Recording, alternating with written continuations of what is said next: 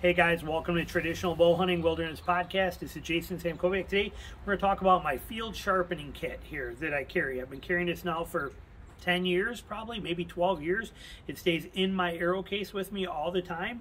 And we're going to resharpen this head. This head just actually killed a pig a couple of days ago, so we're going to resharpen this. So what we have here is I have my Denim that I use as a final strop, okay, which we'll get into.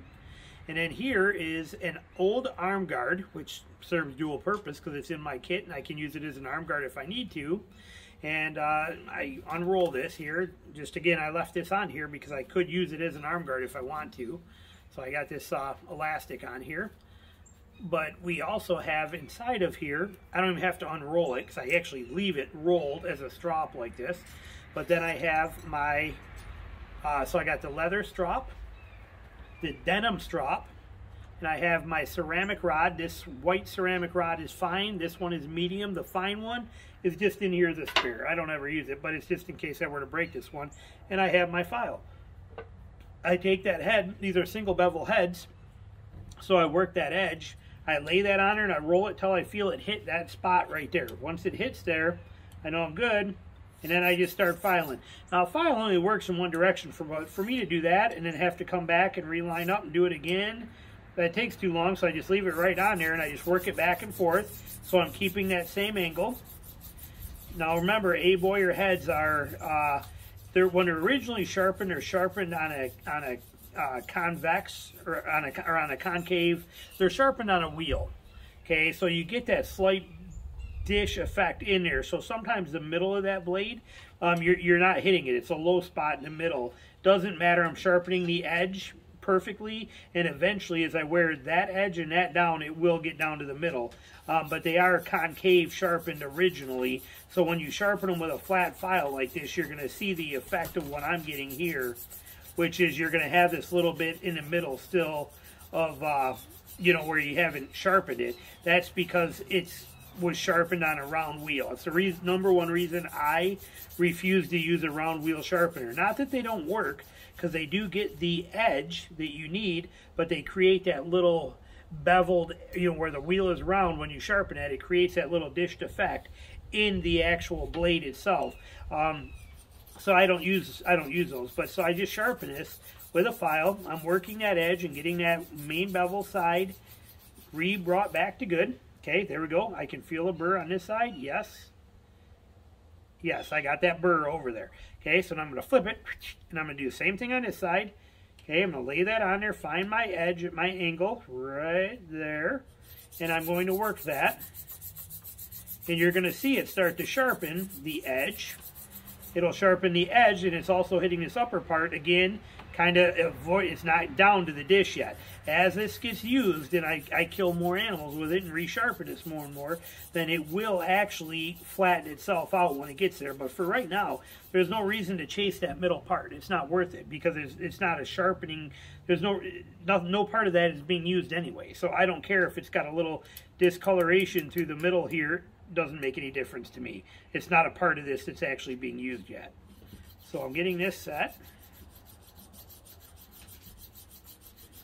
And I'm just basically reprofiling that edge a little bit, making sure it's back to good, and forming that burr. Do I got that burr on there? I do. I can feel it right there. Then on his back side, over here, I'm just going to do one quick stroke with a file, maybe two, light, okay? On this side, 1, 2, just to knock that burr off, okay? It's all there is to it. Real simple. Yes, can I feel it? Yes, I can feel it, so it's flipped over, and yes, there too. File is done. We're completely done with the file. Now, I grab the ceramic rod.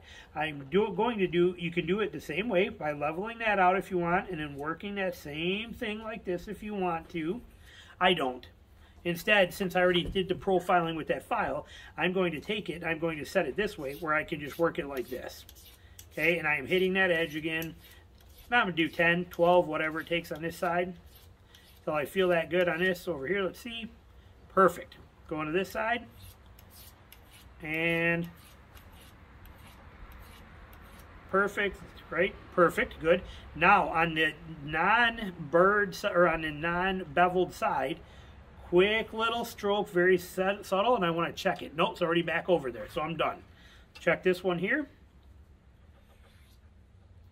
Back over there, done. Now I want to check. No, now the other one, I'm going to give just a smidge on that beveled side, trying to even them out, like so. Perfect. Done with the ceramic rod. That's it. Leather strop. Okay, I could open this up and lay it out, but it does not need to be. It doesn't matter. And this works absolutely incredible. So I leave it in my hand like this, where my fingers are below the top of this. This is my beveled part right here that I'm going to strop on. Okay, as long as I stay up here and not down here, there's no way of cutting myself. So I'm just stropping right across this, just like this. And I like to strop. I like putting a, you know, stropping is the most important part of this whole thing in my opinion. I'm not putting a lot of pressure on this.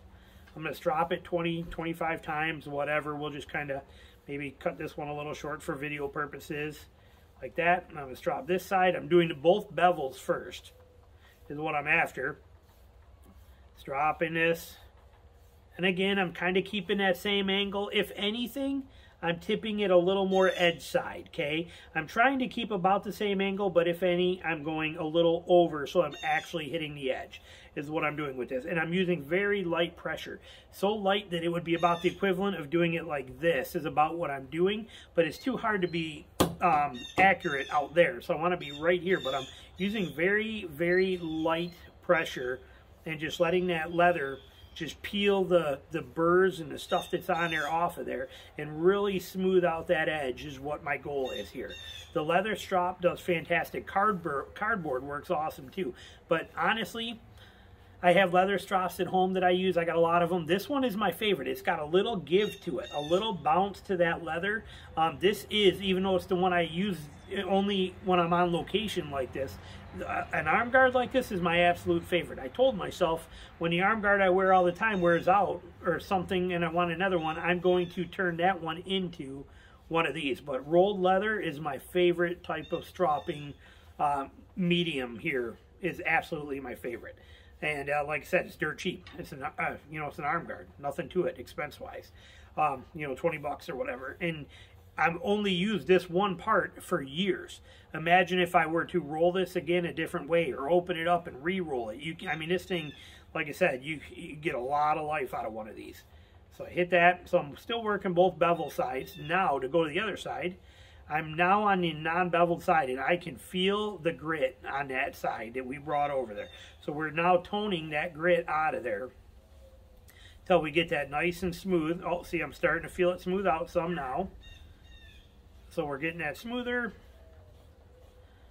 and it is starting to, there we go. Now we're running smooth, flipping it to this bevel, or the non-beveled side on this one, like this, bringing it right down, getting rid of that, any microscopic burr that's on there. Yeah, see, now I'm starting to feel it running smoother. Going back to the beveled side once or twice, coming back over here once or twice. Now we set down the leather. Check that. Wicked, wicked, scary sharp. Now, denim. The denim comes in. With the denim here, what I'm going to do, this is a half of a piece of a leg of a jean. I'm going to set it right up here against my belt line where I can lean and use my fat gut to hold it steady. Make sure my keys and all my stuff are pushed out of the way so that is smooth and flat on my leg, like that. Then I'm going to take this, holding that nice and tight, I'm going to just work this on my leg, on this denim. Again, working the bevel sides first. I'm going to do this 20, 30, 40, 50 times. Just real quick. I'm only going one way like this. Okay, is what I'm doing. I just, again, done it for 25, 26 years doing it this way. Flip it. Now this too will also get rid of that discoloration inside the blade sometimes because the denim is actually stropping that out. And it will get in there because your leg has got a little give to it. So when you do this, you're getting inside that part where that concavity from that wheel sharpening on the wheel. So this will often get that discoloration out. Maybe not all of it, but it does tone it down a lot. And if you did it long enough, you get rid of all of it. Okay, now I'm going this way, hitting that back edge. Notice I'm going a little slower because now I'm coming towards my body. I'm not, you know, got to be a little more cautious this way. This way, I'm safe and I got no fears. This way, being a lot more cautious. Sharpening that this is the non-beveled side. Going back to the bevel side for a few. And we have got a broadhead. This thing here, wicked, scary, nothing to it sharp. I mean, just wicked, scary sharp. And as you can see, that got rid of most of that discoloration. It was in that inner wheel part of that. And that head is now 100% ready, ready to hunt. That is wicked, scary sharp. And then that's a field kit. So then I take my field kit here. Again, this thing lives in my arrow case and has for 20 years or so. Slide my 2 rods. Again, the one white one is just a spare, just a backup. But I put those in there, right inside of there. And I roll that tight right around there. And again, the only reason this wrap is on here is because of the fact that if I ever needed another arm guard, this is my spare arm guard that rides in my case. That's my whole set right there. Nice, tight, compact. Then I take that and I stick it right here inside of my denim and roll the whole set. Field kit, field sharpening kit right there. I will put links to all of this stuff down below for you so it's in there. Feel free to check it out, and thanks for watching.